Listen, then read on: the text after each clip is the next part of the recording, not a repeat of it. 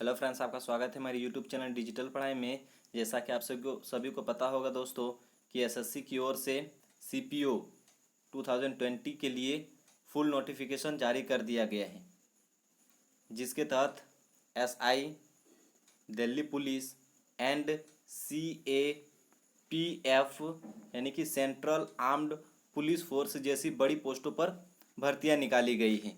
तो आज हम लोग इसके फुल नोटिफिकेशन के बारे में बात करने वाले हैं और जितना भी डाउट होगा उन सबको क्लियर करने वाले हैं दोस्तों।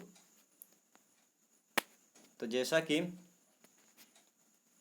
हम लोग आज बात करने वाले हैं कि इसका एज लिमिट कितना होने वाला है, इसका एजुकेशनल क्वालिफिकेशन क्या रहने वाला है, इसका एग्ज़ाम फीस क्या होने वाला है, इसका कितना वैकेंसी रखी गई है और इसका कंप्लीट सिलेबस क्या होने वाला है दोस्तों, और इसका जो नौकरियां लगेगा उसके बाद हम लोगों का पे स्केल कितना होने वाला है। तो इन सब का जानकारी इस वीडियो में आपको प्रोवाइड की जाएगी, तो आप लोग अंत तक बने रहिएगा। तो जैसा कि कल एसएससी की ओर से नोटिस जारी कर दिया गया है कि इस बार सीपीओ 2020 के रिगार्डिंग एसआई पुलिस और सीएपीएफ पर भर्तियां निकाली जानी हैं। तो इसका जो दिया हुआ है दोस्तों नोटिस में, वो दिया हुआ है कि submission of online application form जो है वो 17/6/2020 से लेकर के 16 जुलाई 2020 तक आपका रखा गया है। यानी कि कल से मेरा शुरू हो चुका है फॉर्म भरने का डेट, और कितना तक है लास्ट, 16 जुलाई तक है दोस्तों। ठीक है, यानी कि इसका लास्ट डेट कब है, 16 जुलाई को है। ठीक है, इसका लास्ट डेट जो है वो ऑनलाइन पेमेंट का वो आपका है 18 जुलाई 2020 तक, रात के 12 बजे से पहले है दोस्तों। ठीक है, उसके बाद इसका जो last date and timing for generation of offline challan के लिए है, 2 दिन एक्स्ट्रा ऑफलाइन अगर आप चालान भर रहे हैं तो 20 जुलाई तक इसका लास्ट डेट है। Last date for payment through challan, इसका आपका है अगर बैंक के थ्रू आप चालान भर रहे हैं तो और 2 दिन एक्स्ट्रा, यानी कि 22 जुलाई तक आपका लास्ट डेट है। ठीक है, उसके बाद है dates of computer based examination paper first जो होने वाला है वो आपका होगा 29 सितंबर 2020 से लेकर के 5 अक्टूबर 2020 के बीच आपका कंडक्ट करवाया जाएगा दोस्तों। ठीक है, उसके बाद आपका है date of computer based examination जो होगा पेपर 2, वो आपका होगा कब होगा, 1 जनवरी 2021 के बीच। यानी कि पेपर 1 और पेपर 2 के बीच हम लोगों को लगभग 5 महीने का गैप मिल, यानी कि लगभग हम लोगों को कितना महीने का गैप मिल रहा है दोस्तों, 6 महीने का गैप मिल रहा है। उसके बाद अगर हम लोग बात करेंगे इसके पे स्केल के बारे में, तो इस पर आपका दिया हुआ है सीएपीएफ का जो पे स्केल रहने वाला है दोस्तों, वो आपका कितना रहने वाला है, वो आपका रहने वाला है 35,400 से लेकर के 1,12,400 के बीच रहने वाला है। ठीक है, ये ग्रुप बी का पोस्ट है, ये non gazetted and non ministerial post है दोस्तों। ठीक है, उसके बाद आपका सब इंस्पेक्टर का, जो दिल्ली पुलिस का सब इंस्पेक्टर का पोस्ट निकला है, उसका जो पे स्केल रहने वाला है ये लेवल 6 का पे है, ये आपका रहने वाला है 35,400 से लेकर 1,12,400 के बीच रहने वाला है दोस्तों। ये भी आपका नॉन गेजेटेड पोस्ट है। इसके बाद अगर हम लोग बात करेंगे वैकेंसी के बारे में, तो आपका वैकेंसी दिया हुआ है सब इंस्पेक्टर के बारे में दिया हुआ है। ठीक है, यूआर का जनरल का कितना दिया हुआ है, 32 दिया हुआ है। ठीक है, ईडब्ल्यूएस का 9 दिया हुआ है दोस्तों। ठीक है, उसके बाद आपका दिया हुआ है ओबीसी का 6 दिया हुआ है, एससी का 11 दिया हुआ है, एसटी का 15। इस तरह टोटल आपका जो दिया हुआ है, टोटल वैकेंसी दिया हुआ है वो आपका यहाँ पर दिया हुआ है दोस्तों। जो जनरल का रहने वाला है वो 41 रहने वाला है, ईडब्ल्यूएस का 10 रहने वाला है, ओबीसी का 10 रहने वाला है, एससी का 13, एसटी का 17 और टोटल आपका रहने वाला है 91 रहने वाला है। ठीक है, उसी तरह अगर हम लोग बात करेंगे, ये आपका किसका हुआ, मेल का हुआ दोस्तों। उसी तरह अगर बात करेंगे फीमेल का, तो आपका कितना रहने वाला है, यूआर का जो जनरल का होगा वो 35 रहने वाला है, ईडब्ल्यूएस का 8 रहने वाला है, ओबीसी का 17, एससी का 12 और एसटी का आपका 6 रहने वाला है, और टोटल आपका कितना होगा, 78 पोस्ट रखा गया है फीमेल के लिए। किस पर, सब इंस्पेक्टर इन दिल्ली पुलिस पर रखा गया है दोस्तों।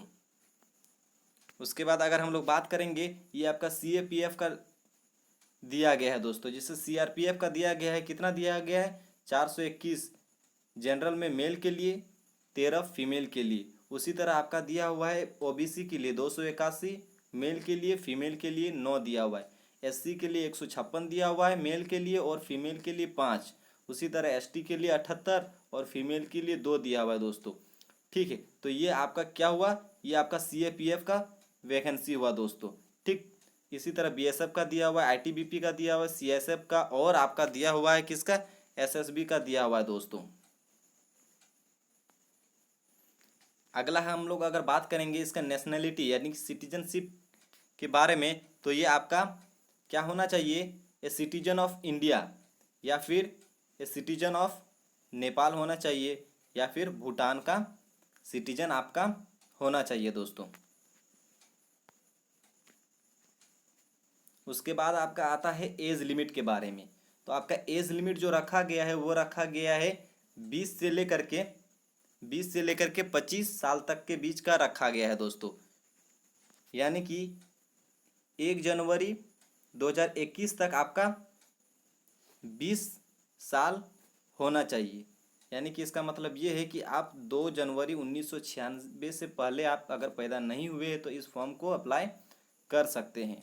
उसके बाद एज रिलैक्सेशन के अगर बारे में बात करेंगे तो ये आपका SC ST के लिए 5 साल का रिलैक्सेशन दिया गया है और OBC के लिए कितना का दिया गया है, 3 साल का रिलैक्सेशन दिया गया है।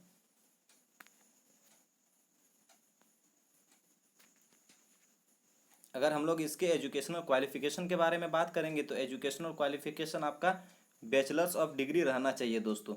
ठीक है, बैचलर्स ऑफ डिग्री रहना चाहिए, यानी कि ग्रेजुएशन का डिग्री इस पर आपका मस्ट है दोस्तों। यानी कि 10+2 लेवल का स्टूडेंट इस फॉर्म को नहीं अप्लाई कर सकते हैं।